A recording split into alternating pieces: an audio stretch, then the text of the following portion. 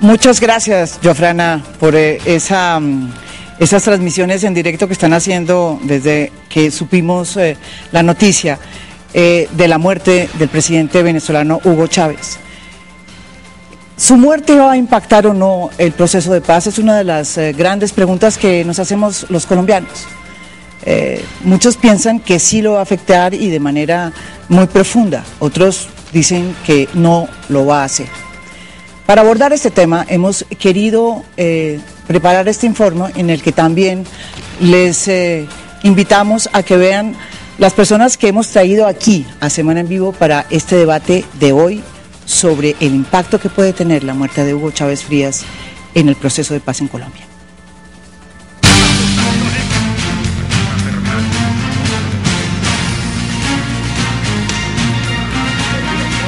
Hugo Chávez Frías fue mediador para la liberación de los secuestrados en el gobierno de Álvaro Uribe Vélez.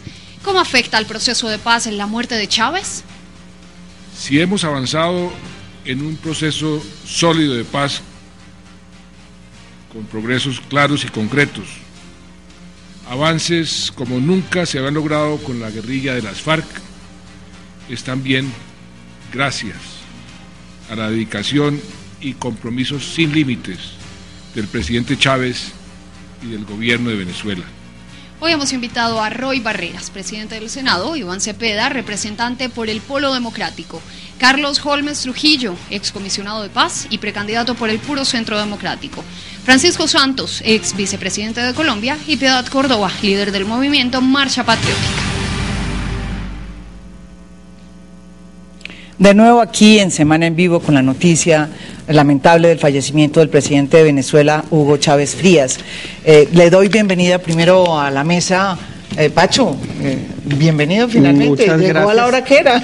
Sí, esta mañana aparecía a las 9 de la mañana, pero bueno, me había equivocado de AM/PM. Pero aquí estoy, aquí estamos para hablar de ese tema y ojalá podamos hablar del legado de Hugo Chávez en América Latina y en Venezuela. Iván Cepeda también, directo de La Habana, ¿no? Sí, señor. De llegar, ¿sí? Sí. Bienvenido aquí a Semana en Vivo. Muchas gracias, María Jimena. El doctor Carlos Holmes. No llegó de La Habana, pero igualmente bienvenido. No, pero aquí estoy al lado de Roy para que me cuente. Sí. Ahora le cuento. Bienvenido, Roy Barreras, aquí. Gracias, después de María la furrusca que montó usted por ese viaje a La Habana. La furrusca, un saludo a los panelistas y a los televidentes. Yo quería comenzar por las impresiones que ustedes tienen. Muchos de los que están aquí en esta mesa han conocieron al presidente Hugo Chávez. Yo quería preguntarle a Francisco Santos, ¿usted conoció personalmente mucho al presidente Hugo Chávez? ¿Cómo era que le decía? Cada vez que me veía, y me tocó ir muchas veces a eventos de la posesión de Lula, la posesión de la Bachelet, muchas reuniones de UNASUR, muchas reuniones del Grupo de Río, y siempre que me veía llegar decía, llegó Santos el bueno. Porque el mano era... Si no siempre claro. acertaba el presidente. No, y porque obviamente en ese entonces el presidente Santos era el más feroz crítico del presidente Hugo Chávez, pero a partir del 7 de agosto lo volvió su nuevo mejor amigo, ¿no? Pues antes era ministro de Defensa y después del 7 de agosto era presidente. No, y de columnista Pequeña. no, pegó un giro en U de esos de... Pero bueno, ya estamos acostumbrados a esas cosas, ¿no? Bueno, me gustó lo del giro en U.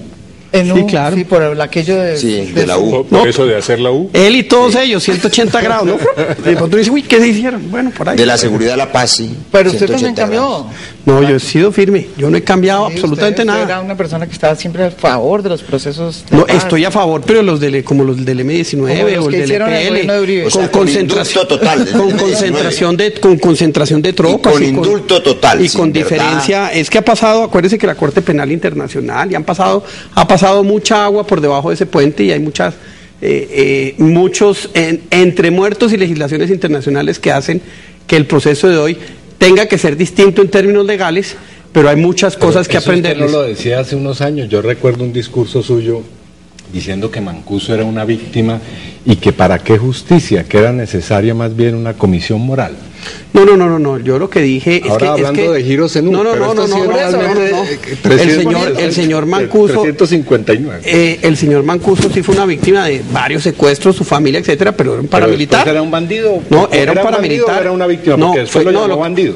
No, lo que pasa es que cuando usted pasa de ser víctima y se convierte en bandido, pues acaba siendo un bandido. El hecho de que sea, pero la gran diferencia entre ese proceso y otro es que los señores están hoy en Estados Unidos extraditados. Sí, que pasaron de estar con usted cenando y teniendo conversaciones muy amables a otra situación. Como las suyas con los de las FARC, entonces. Pero las mías son absolutamente legales, transparentes. Claro, yo no les dije a estos señores vayan y maten a este, vayan y yo tampoco.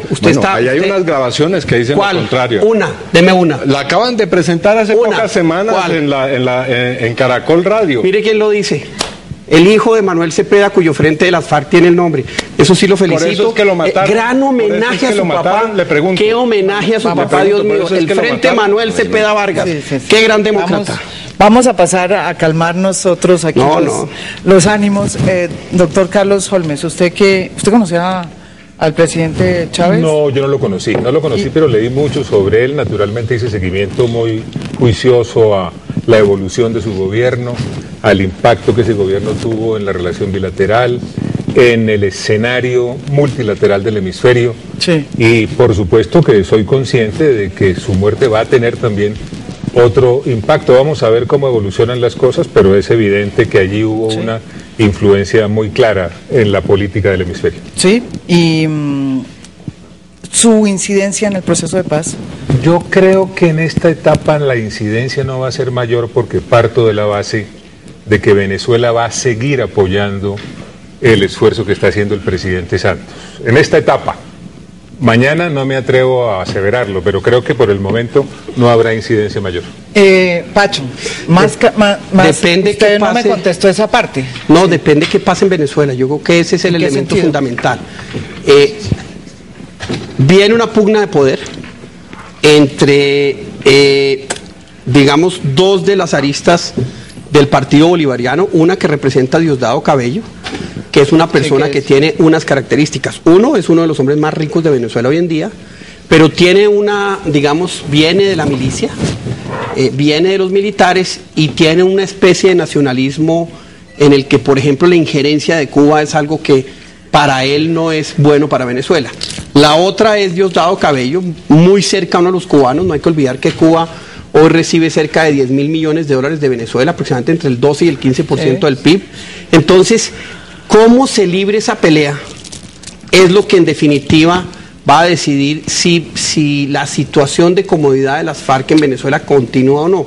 Si no continúa, el impacto en el proceso de paz puede ser, uno, o de aceleración, o dos, de ruptura, en el sentido de qué vamos a hacer ahora que perdemos esta retaguardia. Entonces, yo creo que todo depende, y estoy de acuerdo con Carlos, en qué pase en Venezuela y cómo se resuelva la sucesión, que creo que no está clara. Doy bienvenida a Piedad Córdoba. Usted ya ha venido aquí, aquí la estábamos esperando, la vimos muy compungida haciendo su declaración por la muerte del presidente venezolano. Usted que lo recordó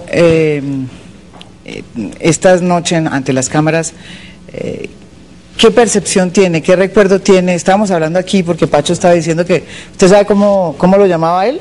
Presidente Chávez, Santos el Bueno. Cuando me saludaba me decía, un hombre con un gran humor, un hombre con un carisma impresionante. Recuerdo muchas de reuniones que a veces veía entrar a Celaya y decía, llegó el mariachi. Un hombre con una calidad humana muy interesante, un hombre muy carismático. Piedad. Bueno, María Jimena, un saludo cálido a todos y a ti. Y pues obviamente triste por la partida del presidente. Lo recuerdo con mucho cariño, como dice Pacho, un hombre muy fraterno, de un gran sentido del humor, y sobre todo creo que lo que más caracterizaba al presidente Chávez era su inmenso sentido de la solidaridad, de la fraternidad, su inmenso compromiso por la paz en América y por la paz en Colombia, y obviamente quienes de alguna manera estuvimos muy cerca de él, pues nos duele enormemente lo que está pasando, o lo que acaba de pasar mejor. ¿Y usted qué opina en el sentido de el impacto que puede tener sobre el proceso de paz, que es lo que estamos preguntando así? A ver, yo estuve la semana pasada, toda la semana en Caracas, porque fui invitada a participar en la Comisión de la Verdad que se instaló hace exactamente 8 días por los hechos ocurridos entre el 58 y el 98, y pues obviamente que tuve oportunidad de hablar con todos ellos y de hablar de manera muy detenida con Nicolás. que pues ha estado y ha estado no solamente detrás, sino a la vanguardia de lo que fue todo este proceso, el acercamiento también con el ELN. Yo estoy muy convencida de que el proceso va a continuar. Muy convencida además porque a pesar de la enfermedad estuvo muy pendiente cuando estuvo allá en Cuba, de que se pudiera avanzar, de que se lograra inclusive agilizar de una manera, diría yo, muy prudente el proceso. Yo creo que las FARC, el ELN, que tuvo oportunidad en octubre, a finales de octubre, de acercarse a él para también acercarse al presidente. Si tenemos una información, a ver si tenemos la misma. Antonio García estuvo en La Habana, ¿no es verdad? Y estuvo también hablando con Chávez antes de morirse. ¿También? Sí. Yo creo que no creo que esto se vaya a echar hacia atrás. Creo que si ellos que tanto interés tienen en la paz, el presidente, los que rodeamos la salida política, los que estamos absolutamente convencidos. O sea, ¿usted no cree que vaya a moverse inicialmente antes en esta primera...? No, yo no creo. Yo creo que va a impactar, obviamente, que tiene que generar un choque emocional fuerte, pero como decir que la memoria de él se va a guardar rompiendo el proceso, yo no creo. Que se levante el proceso, no lo creo. Roy Barreras, presidente del Congreso, más no de la U. No hablemos más de la U porque cada vez salen chispas aquí en esta. Pero sabe que a propósito, para los que vieron en los primeros minutos del programa, la felicito a María Jimena, porque en épocas de paz es importante ser, como dicen los viejos clásicos, duro yo con celebro los temas, esta también esa duro con los temas y suave con las personas. Y yo lo digo no solamente por las dos personas, por Iván y por Pacho, sino porque vamos a tener que transitar muchos caminos de verdad, yo creo que es un buen muy complejos, y esos caminos de verdad se hacen difíciles si hay pugnacidades personales. Sobre el presidente Chávez, una noche como esta, por supuesto, lo primero que hay que decir es que toda la solidaridad con su familia, con sus hijas, con quienes lo rodearon y con media Venezuela que le acompañó durante 14 años y que hoy le llora. Yo soy optimista frente al proceso de paz y más después de la reciente visita que hicimos a La Habana. Creo que el presidente Chávez, sin duda, en esta última etapa ayudó muchísimo a consolidar esa convicción de la paz y veo un proceso bastante maduro que creo que puede caminar por su propio pie. De suerte que cualquiera que sea la decisión democrática que tome el pueblo venezolano y la interpretación constitucional, que será por supuesto asunto que Colombia no hará sino respetar, y cualquiera que sea el sucesor presidencial en ese camino, estoy seguro que será un amigo de la paz. Debo sí señalar que para la Comisión Negociadora de las FARC, y yo creo que Piedad lo sabe mejor que muchos, la presencia de Chávez era sobre todo sinónimo de garantía del cumplimiento de eventuales acuerdos. En la primera etapa ahora, sobre todo fue fundamental. En la primera y en la segunda y en la que se viene, porque si en algo hay que trabajar, además de la reparación de las víctimas que están en el centro del proceso, es en la garantía para que los acuerdos puedan funcionar, y esas garantías tenían mucho que ver con la presencia de Chávez. Estoy seguro que quien lo releve en el mando tendrá que ayudar a que esas garantías se cumplan. Si es Maduro, sí. Si es Diosdado, también. ¿Sí? Yo no estoy tan seguro que sí, yo sí. Espérese, yo no estoy tan seguro. Espérese que nos falta Iván, que no. Mire, yo creo que el problema de la paz de Colombia es un problema regional que tiene ya alcances que van más allá, digamos, de las personas incluso. Esa es una situación que me parece es clara para los líderes políticos en Venezuela. Y en segundo lugar, yo veo que la mesa de conversaciones ya tiene una dinámica muy propia. Allá hay dos equipos que están trabajando de una manera muy eficiente, produciendo resultados, y creo que han comenzado a aprender a limar las asperezas y los momentos problemáticos. Así que es cierto, hay países que están haciendo las veces de garante, otros las veces de acompañantes del proceso, pero yo creo que ya esa dinámica de la mesa es una dinámica autónoma y que tiene formas de resolverse sin una mediación externa. El tema que planteó Pacho en esta mesa sobre Pacho Santos, el bueno, sobre ese tema que hay, que es recurrente, que se dice que la mitad de las FARC un día están en Venezuela, en la frontera con Venezuela, y el otro día se la pasan y hacen un acto terrorista en el territorio colombiano. ¿Eso cómo se soluciona? ¿Ustedes ¿Qué opinan de eso? O sea, ¿cómo se aborda con un nuevo gobierno? Esa retaguardia que tienen las FARC, que no son la mitad, son mucho menos, pero es una retaguardia que les permite curar enfermos, les permite movilidad, les permite armas, les permite una cantidad de cosas. Es un elemento fundamental en la toma de decisiones de una organización armada. Cuando uno mira, por ejemplo, la lucha de ETA en España, esta empieza a cambiar radicalmente cuando Francia trabaja con España en el ataque a esta organización.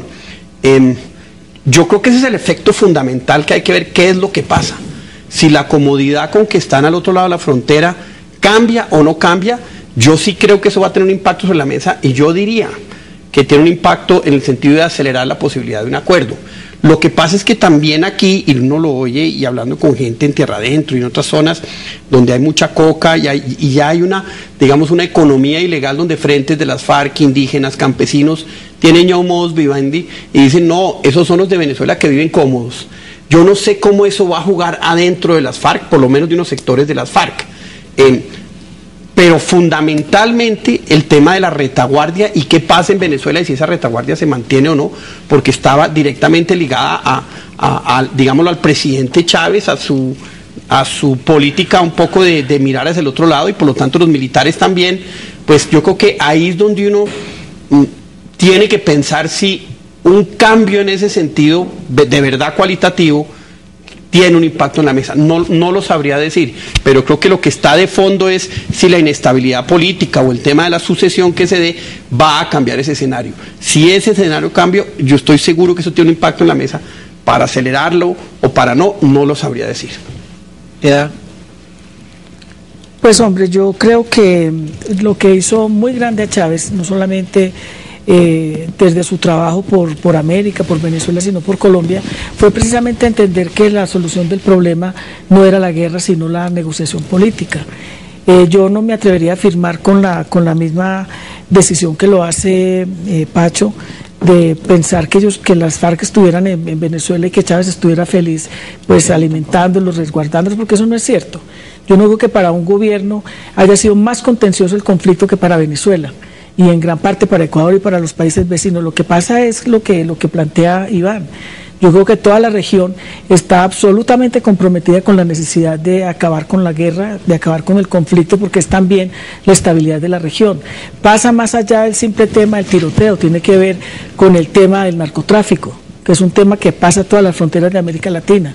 Tiene que ver con el tema precisamente de la injerencia de otros países en los asuntos internos de la región.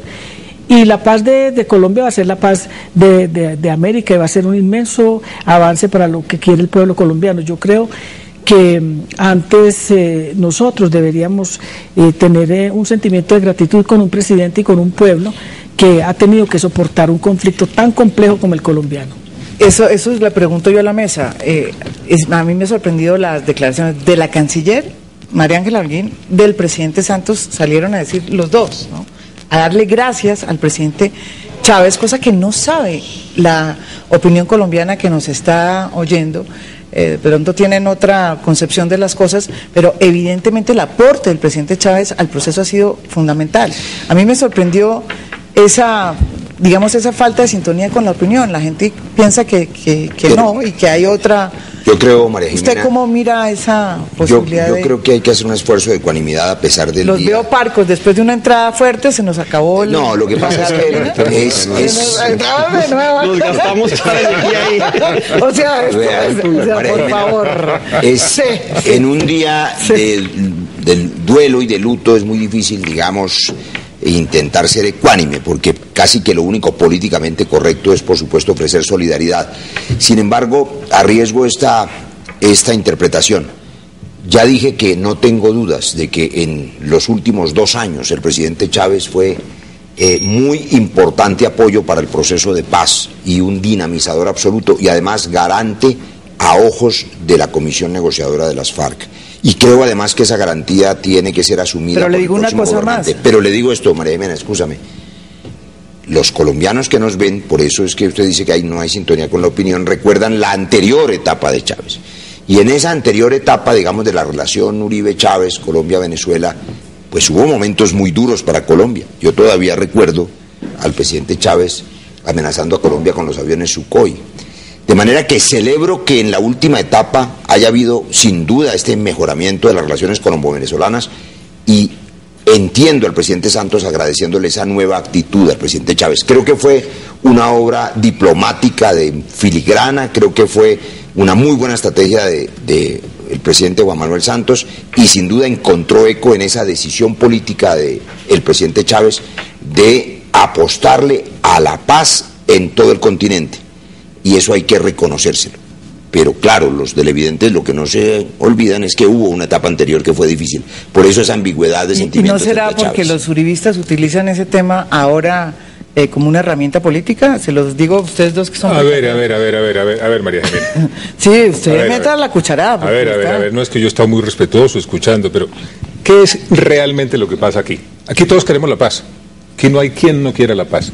Pero hay una diferencia acerca de cómo se llega a la paz. Hay quienes son amigos de la negociación en medio de la guerra. Otros somos amigos de que se silencien los fusiles, de que se acaben las acciones criminales para poder conversar en un ambiente que permita construir acuerdos viables. ¿Cómo? Como en el Caguán. No, yo no estoy diciendo el Caguán. En el Caguán nunca hubo Pues en el Caguán adentro del despeje, claro que sí, ahí no disparaban. Ahí lo que hacían era de ninguna manera. Lo que se les viniera en gana. Históricamente está perfectamente claro y demostrado que la negociación en medio de las balas y las bombas no funciona. Eso ha fracasado. ¿Qué es lo que nosotros queremos? Nosotros estamos proponiendo, porque es que en Irlanda... ¿Por qué no fracasó en Irlanda? Porque es que Lira dejó la violencia porque quería la paz, esa es la diferencia.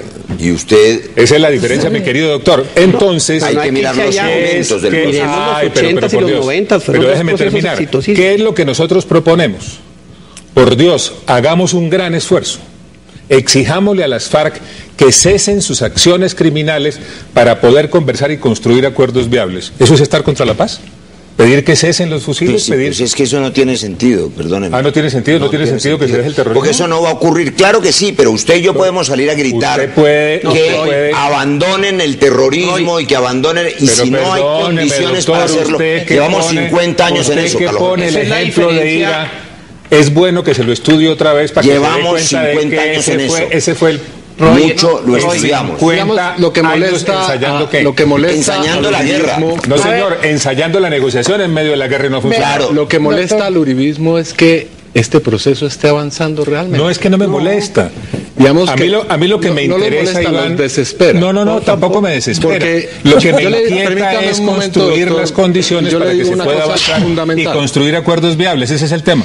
¿Usted qué le parece que estemos a pocos días o semanas de un acuerdo sobre un tema de histórica confrontación, que es el problema rural y agrario? Si así es bienvenido. Como una base posible de un acuerdo de paz. También buscó los acuerdos. Sí, así es bienvenido, pero yo parto de la base de que todo no está... El gobierno, pero el uribismo también buscó los acuerdos. Claro, pero le molesta que no sea en este momento a través de... No me molesta, lo que estoy diciendo es que sinceramente creo que el mejor escenario para construir acuerdos viables es uno en el cual no haya acciones criminales. Pero esto sabe que las FARC han pedido un cese bilateral de hostilidad. Pero yo no estoy de acuerdo con el cese bilateral. Claro, me parece que institucionalmente ¿con qué está de acuerdo usted? ¿Con que haya una rendición? ¿Qué es lo único que no hemos ensayado, Iván, en la historia de Colombia si uno mira los esfuerzos de paz? Ceses bilaterales hemos ensayado, negociación en medio de la guerra hemos ensayado, cese unilateral transitorio hemos ensayado. Lo único que no hemos ensayado es un cese de acciones criminales como condición para conversar. No, pero pues eso es lo único que no hemos ensayado, es que hagamos la paz antes de hacerla.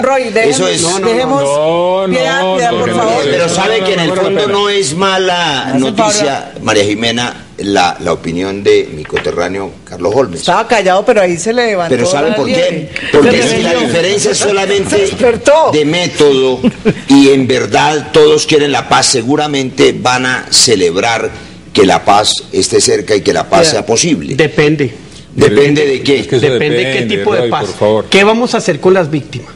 Reconocerlas, repararlas, darles la verdad, lo que no se hizo con justicia y paz. ¿Qué vamos a hacer? Lo que no se hizo con las víctimas del paramilitarismo, Pacho. Perdóneme, pero... Y es ponerlas en el centro del debate. Perdóneme, como el doctor hizo parte del centro del debate sobre las víctimas en el proceso de justicia y paz. Hubo dos decisiones de la Corte, una de la Corte Constitucional y la Corte Suprema, que impidió que pero en contra del gobierno, Pacho, pues claro, el gobierno lo que no quería era mirar a las víctimas. Es una aclaración que hago, ¿no? Espérese, le cuento, porque esa no es a la que me refiero. A la que me refiero es, hay 32.000 homicidios que están esclarecidos en la Fiscalía. Nunca se pudieron llevar ante un juez. Uno, por un problema logístico, que yo creo que quedó mal diseñado en la Ley de Justicia y Paz, pero otro porque la Corte pidió que solo hasta el final del gobierno aceptó imputaciones. Yo creo que manipular a las víctimas en medio de un debate electoral es una cosa que realmente es de muy mal gusto y poco, digamos, ética. Por supuesto que a las víctimas habrá que... Pero yo no le he oído a las FARC. Perdón, pero entonces que usted oye lo que quiere, porque acaban de decirnoslo a nosotros, Roy Barreras, no acaban de decir eso. Es la primera vez, yo creo que la presión de la opinión pública ahí abrió ese espacio. Yo le hice una pregunta incluso sobre el Nogal. Pero en las primeras... No es la manipulación que ustedes están haciendo del tema, no es eso. Los únicos que manipulamos somos nosotros, ay Dios. Pero ¿cuál manipulación, Iván? Pero digamos que el expresidente Uribe y el doctor Pacho Santos ahora salgan, digamos, a abanderar el tema de las víctimas, cuando tuvimos tan fuertes confrontaciones sobre ese tema, cuando ni siquiera querían incluir las palabras verdad, justicia y reparación en un proyecto que era prácticamente un indulto y una catapultar a los paramilitares, yo solo le pregunto, a los otros paramilitares al Congreso, los que faltaban por llegar allí. Yo solo le pregunto, ¿Usted me permite una reflexión breve sobre esto? Usted también tuvo una discusión yo me acuerdo que tuvimos una discusión muy fuerte en Bruselas, doctor, sobre este tema en particular, porque usted quería que, digamos, la Ley de Justicia y Paz ni siquiera fuera lo que llegó a ser, esa tenue sombra de lo que llegó a ser. Pero mire cuál es la visión que yo tengo sobre este tema. Hay que reconocer que la comunidad internacional está viviendo un proceso de construcción en esta materia. Leyes perfectas en materia de verdad, justicia y reparación no existen hasta el momento. Y nosotros como sociedad también estamos en un proceso de aprendizaje.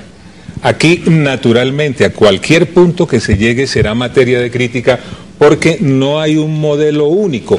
Es más, justicia transicional, el concepto de justicia transicional no está totalmente definido, no hay un acuerdo universal sobre el concepto, no es un tipo especial de justicia, son unas herramientas. O sea, de manera que, déjeme terminar. Pero ese argumento es para reconocer que esa ley... Ese argumento es para pedirle el favor de que me deje terminar.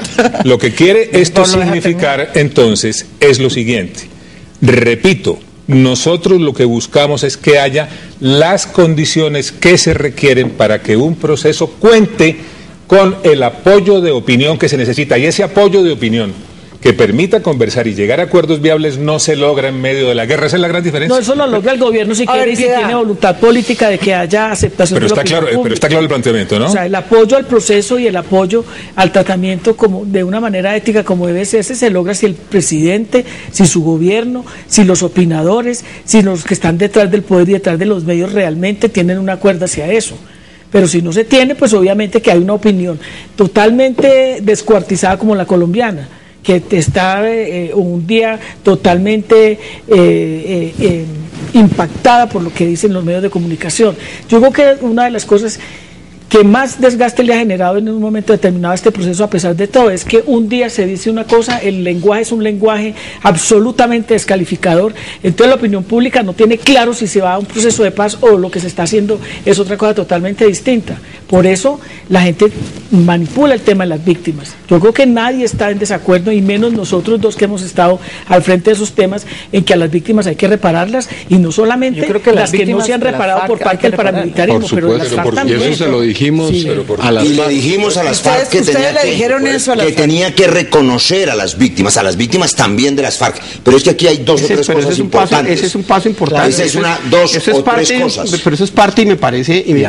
Pancho, pero María Jimena, ¿cómo es? Para interrumpir hay que militar en el puro centro o todos usted siempre interrumpe, aunque milite en la U. No, es que estoy pidiendo la palabra porque quiero hacer esta precisión. Lo que ha dicho el calladito Carlos Holmes es que reconoce que como es un proceso imperfecto, el de justicia transicional, la Ley de Justicia y Paz quedó mal, estamos de acuerdo en eso. Es imperfecta. Entonces yo digo lo siguiente. Es imperfecta como... ¿Cuál ley es perfecta? ¿Usted no es legislador? Si esa ley de justicia y paz quedó mal, pero tan mal como que no hay sino 4 sentencias, 0 reparación y sobre todo ninguna garantía de no repetición. Se robaron los bienes que han entregado además. Si eso quedó mal, y sin embargo hay quienes defienden ese proceso como un proceso exitoso, ¿cómo criticar este nuevo proceso y esta nueva era con ley de víctimas y restitución de tierras y marco para la paz que ustedes señalan de impunidad, que es una ley que sí tiene a las víctimas en el centro y tiene mayores elementos y mayores garantías de reparación, de no repetición, de derecho a la verdad? Yo creo que hay un avance en estos 2 años en esas materias. Yo me muero de ganas de ver esa ley perfecta, cómo la van a ejecutar. Yo me muero de ganas. A ver, ¿y por qué le dan ganas de que fracase? No, me muero de ganas de que... Yo quiero saber... Apostarle al fracaso de la paz. A mí me encantaría saber cómo fue la masacre de la Chinita. A mí me encantaría saber cómo fueron... Me encantaría ver cómo es que les va a fracasar eso. No, Roy, a mí me encantaría... No, Roy, me encantaría que en un momento de verdad nos cuenten cómo fue el aniquilamiento de los esperanzados, desmovilizados del EPL, que la FARC los cogió a tiros y mató más de 600 en solo el Urabá. Me encantaría que esa historia finalmente saliera. En una comisión de verdad, y que usted también cuente lo suyo y digamos que todo. No, es que lo mío está contado y está en un proceso. Está en un proceso. Si se trata de decir la verdad, que diga también cómo fue la clase política y terrateniente que organizó los paramilitares y cómo allá en la finca Guacharaca se organizaron todo eso.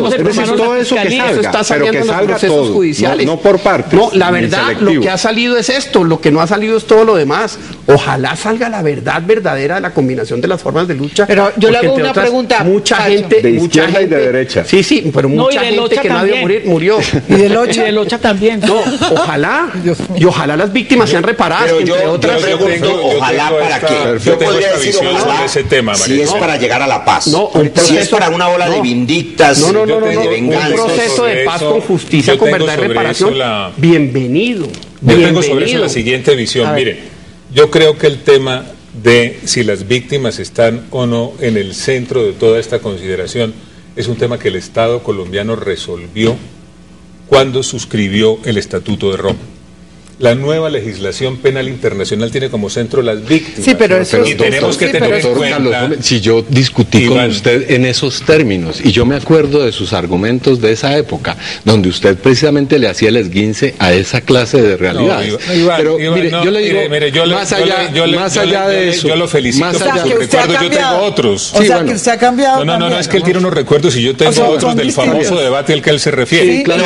Pero no tenemos que fiarnos de recuerdos. Pero más allá de eso, Carlos, no había ley de víctimas y ahora hay ley de víctimas. Lo que le estoy diciendo es no había reconocimiento del conflicto. María Jimena, el Estado colombiano y en consecuencia todos nosotros estamos comprometidos con las normas del Estatuto de Roma que tienen como centro las víctimas. Aleluya. Ese es el hecho concreto. Al fin se dio cuenta usted después de algunos años, pero bueno. Perdóneme, yo le digo si quiere yo repito qué fue lo que dije en ese debate y frente a quién lo di. No solamente frente a usted, ¿sabe frente a quién lo di? Mire, explicando el esfuerzo de la sociedad colombiana. De que usted estaba en Bruselas pero déjeme contarle frente a las políticas de impunidad.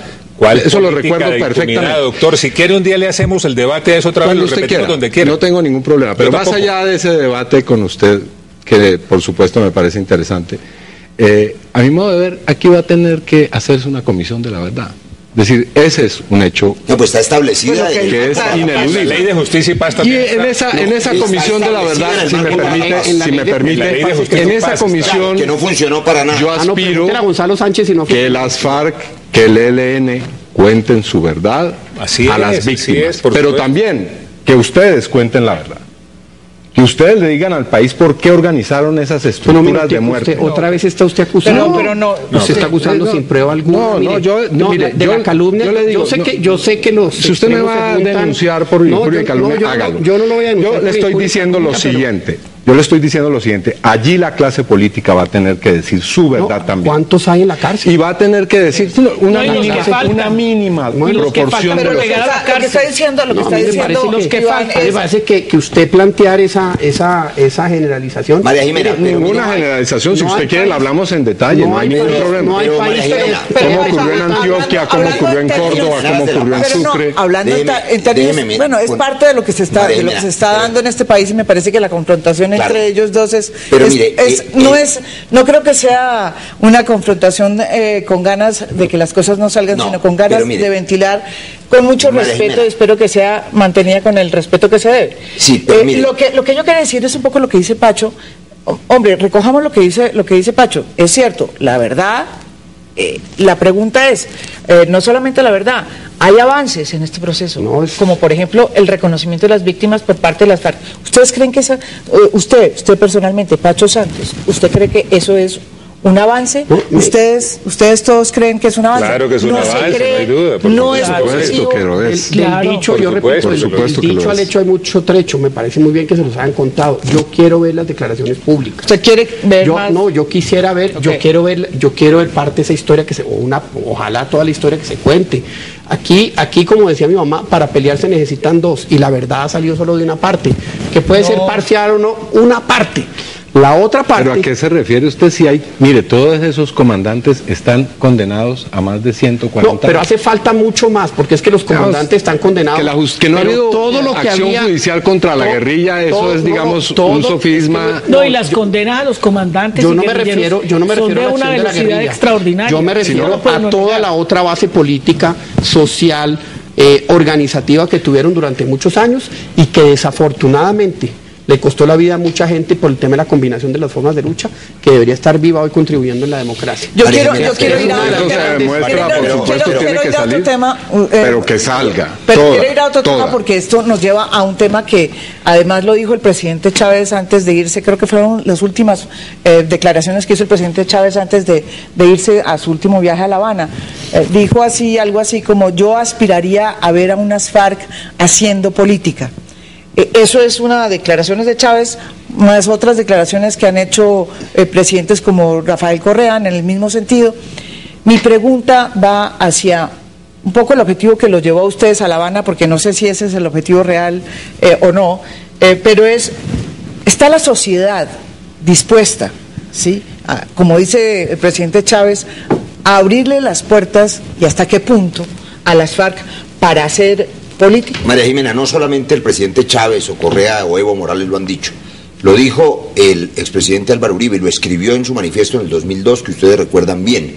Abro comillas: quiero que los grupos armados ilegales hagan política sin armas y sin que los asesinen. Cierro comillas. Es eso lo que estamos haciendo ahora, queriendo que se desmovilicen para que hagan política sin armas. Sin embargo, en el año 2013 parece que eso fuera un engendro o un esperpento proponerlo. Fue lo mismo que propuso el presidente Uribe, de puño y letra. Pero además, yo quiero señalar esto, perdóname, Pacho, no quiero dejar pasar, digamos, esta entendible confrontación entre Pacho e Iván como un ejemplo que sea positivo. ¿Para qué la verdad? La verdad es para aliviar el dolor de las víctimas. La verdad es para garantizar la no repetición y para abrirle camino a la paz. Si la verdad que vamos a buscar, si las comisiones de la verdad es para el enjuiciamiento, para la vindicta, para el sacrificio del enemigo, pues eso es seguir en la guerra.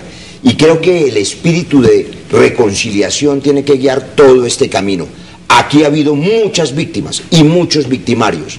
Hay que apostarle a la paz, a la reconciliación, y hay que empezar por desarmar los lenguajes. Pero mire, déjeme le planteo varias cosas frente a lo que usted dice. Sí, el presidente Uribe, me acuerdo su discurso en la primera elección, que dijo: yo quiero que se quede el señor James Lemoyne aquí para explorar una posibilidad de paz. Pero las condiciones eran clarísimas, y eran, mire, estamos listos. ¿Por qué se dañó lo de La Habana con el ELN? En La Habana también, ¿no? Por eso, porque se les dijo: estamos listos a mirar un proceso de negociación, pero la condición sine qua non es esta. Que dijeron: no le jalamos.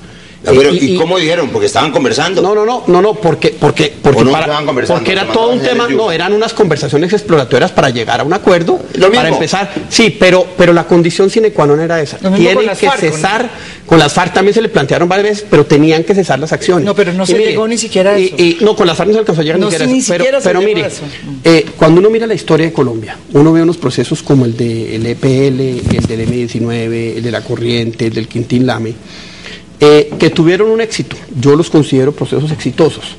Cuando uno mira la historia con las FARC, tuvimos Tlaxcala, tuvimos Caracas, tuvimos Caguán, tuvimos la Uribe antes, donde tuvimos treguas bilaterales, todas esas cosas. Y genocidio de la Unión Patriótica. Pero era en la mitad, pero era en la mitad de la confrontación y nunca fueron exitosos. Yo creo que no deberíamos irnos a Irlanda, Pacho, yo creo que hay aprender de nuestra historia. Hay un hecho que desbarata todos esos argumentos que pueden ser muy valiosos en la búsqueda de la paz, pero que tampoco se han quitado de la memoria de la gente. O sea, el genocidio de la Unión Patriótica fue un hecho absolutamente claro y un hecho que además atemoriza a mucha gente.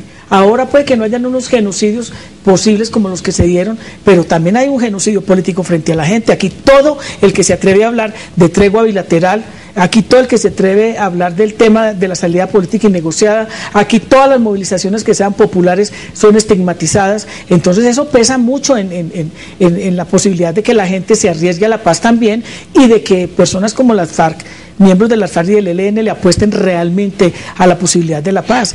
Por ejemplo, mire, uno se pone a ver los comentarios de los uribistas ahora porque nosotros lanzamos la idea y la propuesta desde hace 3 meses de la marcha del 9 de abril, la marcha por rodear el proceso, la marcha por la profundización de la democracia, la marcha por la defensa de lo público, y los epítetos y las cosas son tan espantosas que yo creo que la gente le da hasta terror pensar en asomarse a una marcha por las amenazas. Entonces, si ni siquiera somos capaces de desarmar el lenguaje, si ni siquiera somos capaces de pensar que Colombia necesita la paz, uno lo que tiene que preguntar es cuántos muertos, cuántos muertos se requieren. Ustedes han hablado mucho, ¿cuántos muertos se requieren para que podamos hablar de paz?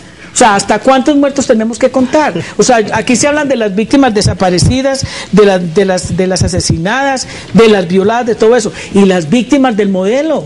O sea, las víctimas de unas leyes que se siguen aprobando en el Congreso, a pesar de que se está avanzando en un proceso de paz, como que se creyera que esas leyes son las que se quieren. No, y lo mismo hicieron ustedes también. No, y lo mismo hicieron ustedes también. Yo no estoy en el Congreso y aquí. Bueno, me va a tocar aprobando de las leyes internacionales. En eso sí, con Roy estamos claramente no. Yo soy enemigo de la violencia, venga de donde venga. Soy amigo de la democracia y creo que el gran esfuerzo que tenemos que hacer es defenderla, fortalecerla, purificarla, hacerla cada vez más operante y vincular más ciudadanos a las decisiones democráticas. Ahora, nosotros tenemos un hecho concreto. En relación con el tipo de procesos que se hacían en el pasado, la sociedad los aplaudió. La sociedad lo recibió. Y los premió, acuérdense que el imperfecciones, se quedó con un 30% de la con problemas. Ahora tenemos... Una sorpresa. Eso sí. Yo fui miembro de la Constituyente, allá las puertas estuvieron abiertas para que llegaran todos. De hecho, fui colega de muchos desmovilizados que llegaron a la Asamblea Nacional Constituyente y con ellos votamos toda la nueva estructura institucional del país. Ahora, tenemos una realidad. Tenemos unas obligaciones de índole internacional. Déjeme terminar. La cara de Tenemos Roy. obligaciones de índole internacional. La cara se interrumpe. No, pero es que uno empieza a conocer los gestos. Entonces, ¿sí? tenemos una realidad que es la siguiente. Si usted mira el Estatuto de Roma, y esta es una preocupación estructural que todos tenemos que mirar con mucho detenimiento, saca rápidamente la conclusión de que si un hipotético acuerdo que se haga no respeta integralmente el estatuto, ese acuerdo puede no ser. ¿Pero quién le ha dicho a usted que el acuerdo no lo va a respetar? Es porque... Dije hipotéticamente, no estoy haciendo ninguna pero digamos, porque ese es un argumento contra el marco para la paz. Pero déjeme terminar. Y aquí va a encontrar que sí lo respeta. Es que tengo muchas dudas sobre eso. Estudiar, como me dice usted a mí. Y además le ruego que estudie lo siguiente. Los mecanismos de activación no son nuestros, son externos todos.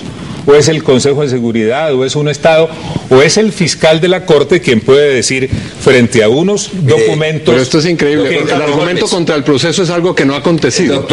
No, el argumento contra el proceso es una obligación institucional que debemos tener en consideración para su información, muy juiciosamente. Para su información y la de los colombianos, que esto es útil. Durante 2 horas me reuní hace apenas un mes con la fiscal de la Corte Penal Internacional, explorando estos asuntos y con el marco para la paz en la mano. Allí hay mecanismos muy innovadores que este Congreso aprobó para permitir que la justicia transicional le abra camino a la paz en Colombia. No vamos a descartar la paz porque resulta imposible. Yo no estoy diciendo que se descarte, lo que estoy diciendo es que ese tema hay que murarlo con mucho cuidado. Si se llega hipotéticamente a eso, puede no ser sostenible jurídicamente y por lo tanto tampoco políticamente. Porque el diablo está en los detalles. Usted tiene un marco para la paz y tiene una ley estatutaria que no está. Y usted sabe que la ejecución del marco para la paz va a depender de qué ley estatutaria. ¿Qué piensa usted, que estuvo con las FARC y que está en la Unidad Nacional y ahora con el presidente Santos en el tema de paz, que debe ser esa ley estatutaria, hasta dónde debe llegar, cómo es ese marco de justicia transicional hipotético que puede salir de una vez se firme un acuerdo y hasta dónde pues pueden, por ejemplo, o participar en política aquellos que tengan y estén condenados como lo dice Iván? ¿Los que eran sus compañeros en la constituyente habían sido guerrilleros? Claro. Pero era otro momento. Pero habían sido guerrilleros. Claro, y trabajé con ellos encantado. Lo que usted trabajó encantado. Sí, no, pero venga, le digo una cosa. Lo que usted está diciendo es que la ley estatutaria que reglamente el marco para la paz debe abrir la posibilidad de que Timochenko y Iván Márquez ellos lleguen al Senado y a la Cámara. Le voy a contar para que no se espanten. Yo no estoy... El monopolio del diálogo que tienen ustedes dos lo interrumpo para decir lo siguiente. Ustedes están convencidos que la paz, en la única parte que se está haciendo, que se puede hacer, es en La Habana. Y a ustedes se les olvida un montón de cantidad de gente de este país, de todos los movimientos, de todas las organizaciones, que estamos pensando en la necesidad de esa paz. Y que no solamente son ellos, Timochenko, Iván Márquez o Santrich, bueno, todos ellos los que van a llegar al Congreso si es que este país lo permite. Somos muchos, son muchos. Sí, no, es mucha la gente que quiere transformar este país. Y hay cosas tan claras en este proceso. Por ejemplo, el paro cafetero. Si ese paro cafetero lo hicieran simplemente los del pueblito raso, los populares, el que no tiene ni media hectárea, le juro que estaban diciendo que está infiltrado por la FARC. No. Este paro lo hacen otras personas. Los concejales de Popayán paro lo hacen otras personas. Piedad, digamos todas las verdades. Sí, digámoslas todas. Los concejales de Popayán hoy me visitaron y denunciaron que a los campesinos la guerrilla les está obligando a salir a las vías. Bueno, eso le estoy como diciendo. Estamos construyendo Dijo el ministro dijo también sabemos que hay ese tipo de ese es un argumento muy manido, Rollo. No es manido, es una denuncia. Es un argumento muy manido. No es un argumento, es un hecho. Porque no lo han podido controlar, entonces no lo controlan por los de abajo. No lo han podido controlar porque los de arriba tampoco se han podido poner de acuerdo en lo que les toca. Ese es otro debate. Entonces cuando salen todo el pobre robado, cuando salen los sectores populares están infiltrados. Hagamos el debate. O ahora por la marcha pacífica, como dijeron algunos. Mire la del monopolio, hagamos el debate político cuando quiera, pero no quiero perder la oportunidad del tema de hoy, que es el tema del proceso de paz. Y para que los colombianos tengan esto claro, nosotros queremos la paz. Hemos avanzado mucho, a pesar de que tenemos muchas diferencias que el país conoce con Iván Cepeda y también con Piedad Córdoba, pero creo que estamos de acuerdo en la solución dialogada al conflicto. La gente se sorprenderá porque hay temas en los que no estamos de acuerdo. Por ejemplo, yo celebro que el gobierno de Juan Manuel Santos haya decidido que no para las acciones militares. ¿Qué tal que las parara y dejara abandonada la seguridad de muchos colombianos? Nosotros le dijimos a las guerrillas que no estamos de acuerdo con una constituyente, que nos parece una caja de Pandora. Entre otras cosas, el Puro Centro Democrático sí le gusta la constituyente. ¿Están de acuerdo con las FARC en eso? Estar en el centro. Ahí hay una diferencia. Ambos quieren la constituyente porque es caja de Pandora en ambos casos. No, pero sustancial, hay una diferencia sustancial. Hay unas diferencias muy grandes en eso. No, pues el riesgo es el mismo en los dos extremos. En la esencia no, pero sí en la... No, en la esencia, lo que quieren las FARC, y eso nos lo dijeron en la mesa que tuvimos en estos días, es una asamblea que pueda incorporar los acuerdos de paz a la Constitución vigente. Lo que quieren ellos es una nueva constitución. No, pero no se necesita reglas del juego para eso. Con reglas del juego, sí. Bueno, puede ser. Esa puede ser una cosa que se examine. Puede ser. Pacho Santos tiene razón. ¿En qué? En Guatemala lo que se hizo fue un referendo. Bueno, no, tal vez usted no, pero el legitimador popular estamos de acuerdo. Yo creo pero que eso no es una constitución. Pero ese es un tema de la mesa de conversaciones. Pero yo digo, antes de seguir en esta cuestión de las víctimas y todo eso que ya comienza a abordarse. Yo pregunto, ¿no es suficientemente importante que en esa mesa se llegue a un acuerdo sobre el problema histórico del desarrollo rural en Colombia? ¿Alguien ha oído que de ahí va a salir la expropiación masiva de las tierras, que eso debiera ocurrir, por supuesto, de todos aquellos que, digamos, la han mal habido? No, no es eso. Allí se está pactando un modelo que, digamos, es supremamente modesto con relación a la monstruosa desigualdad que hay en el mundo rural colombiano, que es viable. Y eso es un hecho histórico para este país. Es un hecho que debe ser celebrado, que debe ser auspiciado, con el cual hay que contar para construir un futuro distinto. Iván, esperemos a ver los acuerdos, a ver si los apoyamos o no los apoyamos.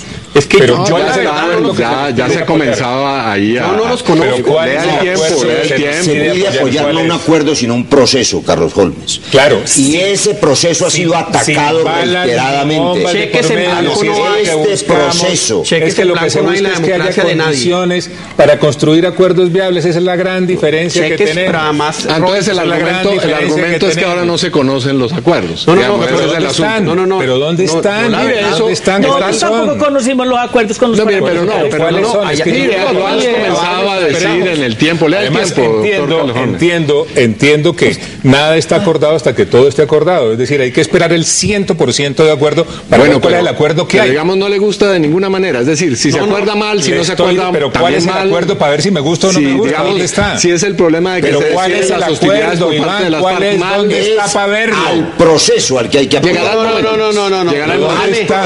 No. Yo ahí sé que en blanco no hay el menor peligro.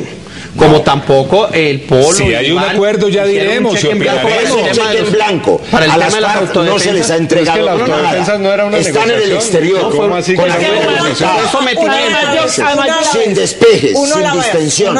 ¿Cuál es el cheque en blanco? Además, yo creo que sería absolutamente iluso pensar que unos procesos de discusión sobre el tema que ha sido central, como lo plantea Iván, en La Habana, se vaya a someter a un sistema electoral que está hecho para las trampas.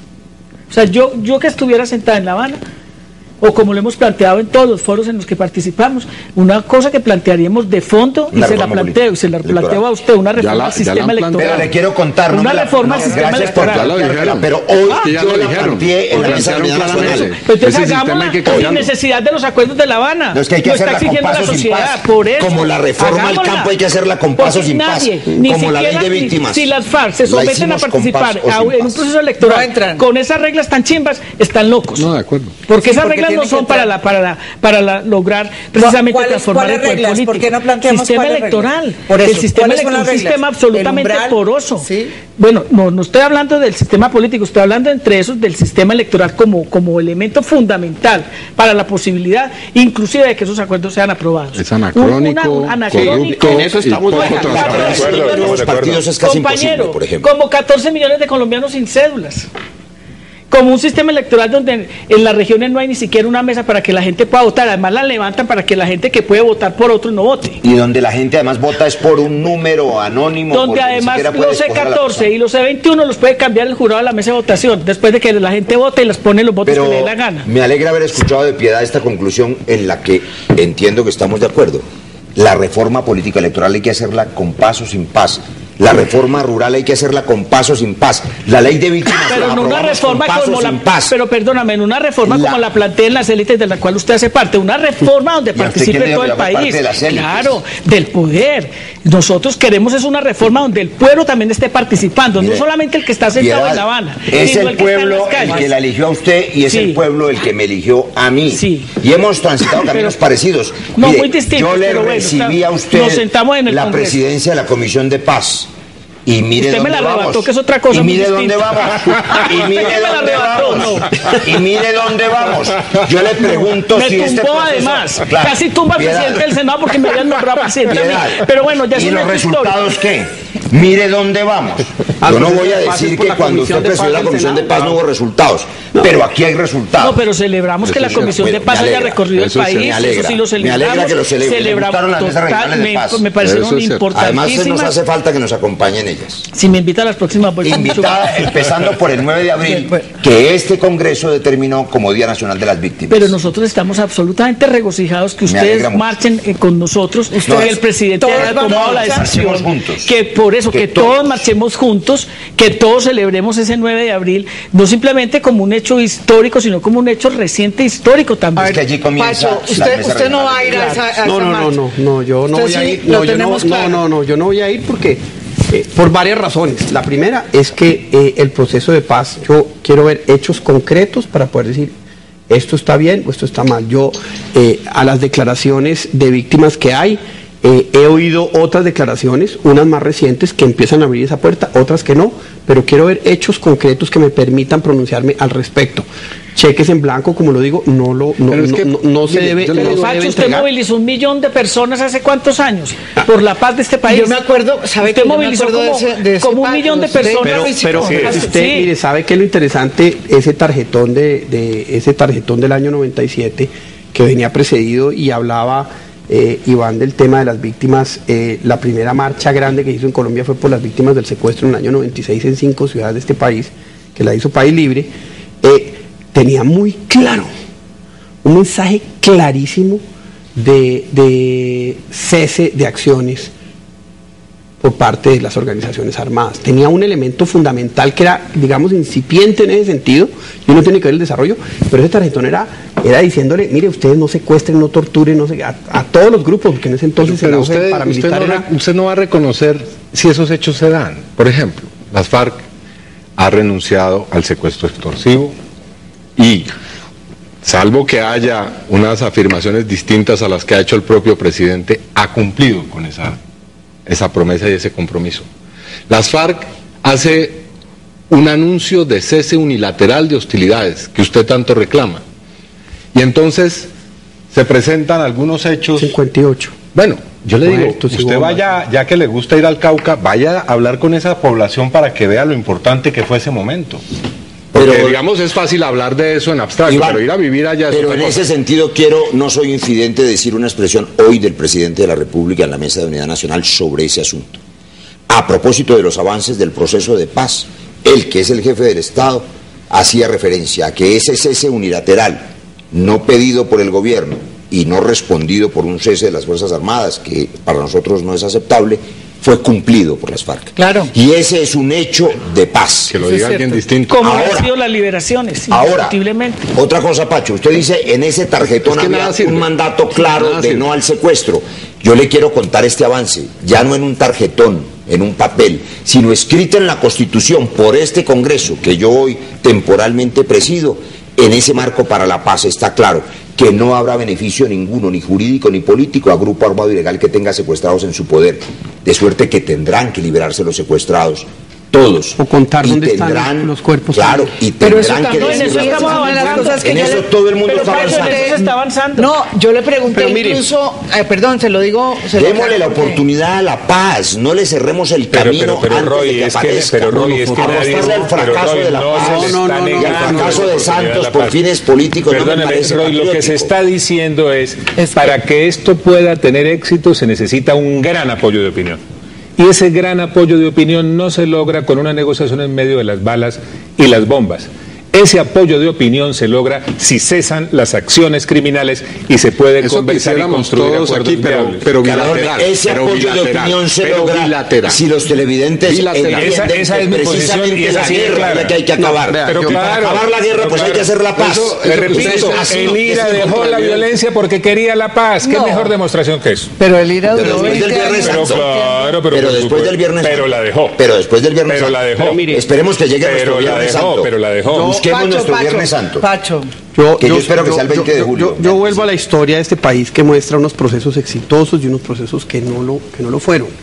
Yo hablo de una experiencia además inmensamente bien recibida por la sociedad colombiana, como fue todos esos procesos de finales de los 80, principios de los 90, que desembocan inclusive en un voto generosísimo en los ciudadanos. Veo que no por incluye el la de los paramilitares, me parece bien. No, es que eso fue una ley, eso fue sometimiento. Eso fue, no es sometimiento. Perdón, es un sometimiento, sometimiento fue lo del César Gaviria con el pero es que cuando usted mira que sometimiento, porque hay mecanismos de justicia transicional. Sí, un sometimiento a justicia transicional que fue parecido al de Gaviria en los 90.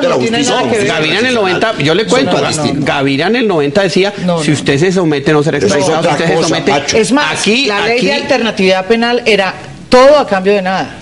Aquí ustedes presentaron mire, fue un proceso de construcción colectiva que a mí me parece que como claro que sí, porque fue la de primero llevaron a Mancuso y a los otros paramilitares a rendirles pleitesía allá en el Congreso de la República. Fueron al Congreso y no tuvieron que ir como fueron ustedes a La Habana. Yo prefiero vergüenza. Si usted quiere la verdad en la Comisión de la Verdad va a tener que mejorar la memoria. Yo lo expresé en su momento. Pero mire, el tema de fondo, bueno, yo creo que es tan vergonzoso uno como tener que ir a La Habana. Para mí es exactamente lo mismo. No, primero porque no es para mí es exactamente lo mismo. Es porque le estamos advirtiendo gobierno y FARC. Pero déjeme. Vamos a oír a Pacho por qué le parece que eso es una vergüenza ir a La Habana. No, pero déjeme termino. Cuando usted mira estos procesos y estos procesos de los años 90, donde obviamente el narcotráfico en el conflicto de organizaciones terroristas contra una democracia que produce una constitución, entre otras, que profundiza la democracia, que es uno de los logros que yo digo, oiga, ¿acaso la Constitución del 91 no fue un gran logro? Yo creo que fue un gran logro, producto de ese proceso. Usted tiene unos procesos que dejan unas lecciones súper aprendidas, las dejan clariticas, de confianza de la sociedad, de demostración de afianzamiento de la paz cuando uno vea entrega de armas, etcétera, que desemboca en un proceso electoral y en un proceso constituyente. Paralelo a eso, hay unos procesos de las FARC que demuestran que ese modelo tiene unos inconvenientes gigantes. Uno, y además el que venía de Barco, de Belisario y de Barco. Uno, que esa confrontación deja un reguero de muertos. Que esa negociación en medio del conflicto deja un reguero de no es la negociación, desconfianza. Es el conflicto el que lleva 50 años dejando muertos. No es la negociación la que deja muertos. No, que el proceso de negociación en la mitad de las balas no funciona. A Barco no le funcionó, a Gaviria no le funcionó, a Pastrana no le funcionó. Pero, ¿y por qué negarse a que en cierto momento del avance de este proceso no se comience a desactivar el conflicto armado a través de gestos bilaterales, que es lo que hemos venido diciendo? Una tregua bilateral permite además que sea verificada por una comisión internacional. A mí es que lo que hay que mirar pasamos el resto eso es como los que no hayan leído a Falsborg, eso es error y ensayo, pero caminando hacia la posibilidad de la paz. Así de sencillo. Yo creo que cuando usted plantea el tema del conflicto armado, donde equipara partes, usted está, una negociación es acercarse a la lógica del otro. Entonces, ¿cuál es la lógica de las FARC? Yo soy un rival del Estado, yo tengo la misma equivalencia del Estado, por lo tanto quiero negociar así con ellos. Cuando usted ve la zona de despeje, era un elemento de eso. Yo necesito controlar territorio pero para poder negociar. Hay zona de despeje. No, pero espérese, es una manera de pensar que genera unas derrotas, digamos, políticas muy importantes para el Estado. Es el derecho internacional que ahora usted invocaba, pero es el derecho internacional humanitario, léase los protocolos. Yo estoy hablando de un tema político en el que las acciones las acciones del Estado espérese, le cuento. Entonces, otro tema fundamental, la entrega de soldados.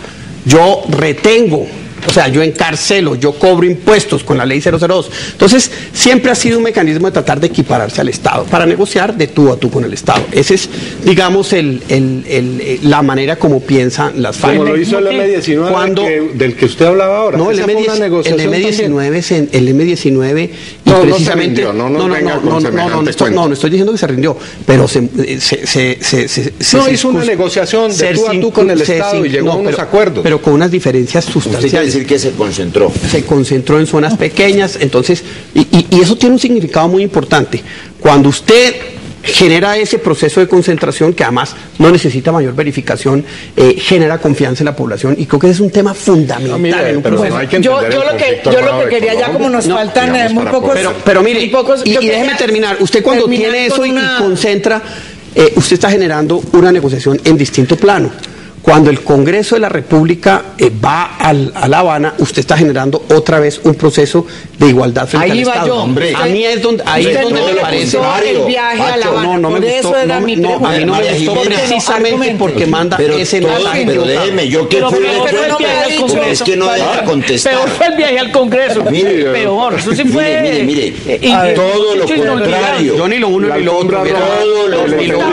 Autorizado por el presidente de la República. Afuera, en el exterior, de manera reservada y cuidadosa, claro que pero además fue autorizado por el presidente de ustedes, pero bueno, con una categorización de modelo. Pero además, mire, todo lo contrario, para que hablemos por lo positivo. Creo que el reconocimiento que hacen las FARC, ayer lo vivió Iván Cepeda y los miembros de los demás partidos, de todos los partidos, incluyendo el Partido Conservador, el Partido Verde, el Partido Liberal, de respeto por la institucionalidad, de respeto por el Congreso, de reconocimiento de las instituciones jurídicas y de exploración de qué tan útiles pueden ser para la paz, son un avance inmenso de la posición radical anterior. Pero en la Roy, que todo estaba por destruir. La comparación se ha hecho. ¿Cómo así que hubo protestas cuando entraron los paramilitares al Congreso? ¿Y por qué ahora ustedes van a La Habana? Pero yo le voy a decir múltiples razones. A mí me parece una vergüenza y una ignominia el día que los paramilitares entraron al Congreso. Y le voy a decir una de las grandes diferencias que puede resultar difícil de entender. Empezando porque los paramilitares no estaban controlando el statu quo del Estado, sino que estaban en el Estado, apropiados de todo el Estado. Y el Congreso era de ellos. Ellos eran los presidentes, de hecho, el Congreso. Jimena, los paramilitares para mí fueron siempre narcotraficantes, hoy lo llaman bandas criminales, que en el camino del enriquecimiento se encontraron con la política, como dijimos tantas veces. Tampoco, perdón. rebajale. ¿No estás de acuerdo? No, en que no se encontraron, iban por la política, han hecho la política. La compraron. Allá en Ralito, toda esa historia. Pero estoy marcando la diferencia frente a las FARC, que hace 60 años fue una organización de origen político, así no le guste a la gente, y que en el camino de su desarrollo político, o al revés, se encontraron con el narcotráfico, porque también se encontraron con él. Yo encuentro una diferencia, por eso yo no le reconozco estatus político a los paramilitares, y no le reconozco a ellos la condición de actores del conflicto. Y además, así lo defendí en la aprobación del marco para la paz. Pero déjeme decir una última cosa, porque entiendo que el tiempo está terminándose. Este proceso de paz es un proceso que se maneja sin ingenuidades. Ni el gobierno de Juan Manuel Santos, ni el Congreso somos ingenuos, no se está entregando nada, no hay cheques en blancos. Y le voy a decir lo que me dijo un campesino boyacense en Sora, Boyacá, el fin de semana pasado. Me dijo: oiga, doctor, pues si ustedes fracasan en esa vaina de la paz, pues seguimos igual, echándonos bala como hace 50 ya años. No seguimos igual. Pero si nosotros tenemos éxito, pues Colombia va a estar mejor. ¿Por qué no vamos a intentarlo? No estamos entregando nada más que la esperanza de un país mejor. Y aquí no hay ningún abandono de la política de seguridad que yo defendí, porque sin seguridad no hubiera habido paz. Política de seguridad con hambre no vale nada. A mí no me parece. Es que hay que ahorrarse 25 billones. En eso de intentemos. En eso de intentemos, yo quiero hacer otra invitación. Intentemos todos juntos, para que haya verdadero apoyo de opinión, que las FARC cesen sus acciones criminales y el para Estado que se pueda también conversar. Mire, y el Estado esa también. Es la propuesta. Y el Intentemos. Estado también. ¿Pero qué propuesta es esa? ¿Qué propuesta es esa? ¿Y por qué más bien no se siente el expresidente Uribe? Muy sencillo. ¿Cuál es la propuesta? La propuesta es que las FARC dejen de hacer que terrorismo se eche por la borda lo que se ha avanzado en La Habana, para que se pueda conversar para entender y construir bien, usted acuerdos lo que propone viables. es que se eche por la borda lo que se ha avanzado. Yo le voy a repetir lo que estoy diciendo para que entienda bien. Lo que estoy diciendo es que cesen sus acciones terroristas para que se pueda conversar y construir ¿Usted quiere un acuerdo de paz en el que cesen las acciones militares? ¿Es eso? Lo que quiero es que cesen las acciones terroristas en diciembre, para que se pueda conversar y construir acuerdos. Pero es que eso no le sirve a ellos. Eso qué de malo tiene. ¿Cuál es el problema? Porque es tan criticable. Es que eso fue lo que ocurrió en diciembre. Pero si se trata de construir un escenario para que se pueda a la opinión como si se tratara, digamos, quisiera decir de idiotas, pero es decir, eso no es posible. Lo que estoy usted sabe que en una guerra como la que hay en Colombia eso no es posible y no acepta que se negocie en medio de la guerra. Eso es lo que ustedes quieren hacer que la gente crea. ¿Qué hacemos? Pero porque eso es lo que ustedes quieren hacer que la gente crea. Muy bien, Iván, ¿por qué sí fue posible? Pregúntele a la gente a ver si le gusta la negociación en medio de la guerra. Porque estamos ante un ejército que tiene, digamos, otras dimensiones y otras connotaciones totalmente diferentes. Si existe la voluntad de paz, ¿por qué no? O sea, con unas garantías, bueno, si esto no funciona, pero ustedes incluso así lo han comenzado a hacer. Es decir, no les gustó el cese unilateral tampoco. ¿Cuál es el problema? No piensan en los militares que caen en esta guerra, no piensan en los policías. O sea, no les quede la familia uno a la vez, y nos vamos en este momento, creo, hay una declaración de Nicolás Maduro. Vamos en vivo, Nicolás Maduro. En estas primeras horas todos nos sentimos huérfanos porque nos hace falta su sonrisa, su orientación, su palabra, su voz. Nos hace falta el que vigilaba cada detalle de cada cosa que hacíamos, y nos hace falta tenerlo como protector. Y tenemos un sentimiento ahorita de un gran vacío, realmente, de un gran vacío que solo lo llena la solidaridad y el acompañamiento colectivo. Estar juntos como familia, estar juntos, todos juntos. Ya vienen volando algunos presidentas a Venezuela, porque se han venido, porque son hermanos y hermanas de Chávez, de Hugo Chávez, nuestro comandante presidente, quien formó en nosotros grandes valores de lealtad. La palabra clave de esta revolución, de este proceso histórico, es la lealtad. Hemos sido leales a Hugo Chávez en vida. Bueno, seamos leales a Hugo Chávez y a su legado. Volvemos aquí, estábamos oyendo a Nicolás Maduro haciendo sus primeras declaraciones como... no sabemos si presidente todavía, ¿no es verdad? Vicepresidente. No, vicepresidente, como huérfano, dijo. Pero sí, ay, no, ay, Dios santo. No, eso dijo él. Eso dijo, sí. No, como nos sentimos huérfanos. Yo también me siento huérfana en este momento. Sí, claro. Pero No, quiero un poco devolverme. Yo no, pero tengo mucho respeto por el dolor del pueblo venezolano. No, pero Piedad, hablando un poco de eso, eso es y entrando a la discusión sobre cuál va a ser el futuro, ¿no es verdad?, de Nicolás Maduro, de Diosdado. Hay unas tesis ahí muy complicadas, constitucionales. ¿Quién es el que tiene que en este momento entrar a gobernar? Usted que conoce pues tanto yo creo que, según lo que dice la misma Constitución, el vicepresidente es Nicolás Maduro y el que tiene que gobernar en este momento. Pero hay la pregunta va dirigida a que es el presidente de la Asamblea, una vez se convoquen las elecciones, sale Nicolás y preside Nicolás. Ese es un vacío que no sabíamos. Cuando se convoquen las elecciones. Cuando se convoquen las elecciones. Yo entiendo que la diferencia está dada en si hubo o no posesión del presidente Chávez. Que si no se posesionó, pues pero asume Diosdado. Ya se pronunció el Consejo. Y hay elecciones, pero si se posesionó, Maduro asume como vicepresidente. El Tribunal Constitucional se pronunció sobre ese tema. Había solución de el Tribunal Constitucional. Continuidad. Había solución de continuidad y por lo tanto no era necesaria la posesión del presidente. Yo creo firmemente de que tanto que Nicolás Maduro... No en 30 días, sino en 80. No es la diferencia de la Constitución. Sí. Yo creo firmemente que vuelven a haber elecciones en Venezuela. Así, creo firmemente. Ese es el panorama previsible. O sea, yo no creo que no hay necesidad de arrasar, no hay necesidad de arrebatar. El pueblo venezolano ha hecho 14 procesos electorales. Bueno, y esas divisiones que hay entre Nicolás Maduro y Diosdado Cabello. No, yo no creo que existan. ¿No existen? ¿No son reales? Creo que existan, no. Además, yo estuve, por eso le digo, María Jimena, yo estuve con ellos hace 3 o 4 días. Y los veo unidos. Pero Piedad, usted que conoce bien. Juntos. O sea, si el chavismo está maduro, el triunfo electoral está de un cabello. Sí, Más o menos. sí.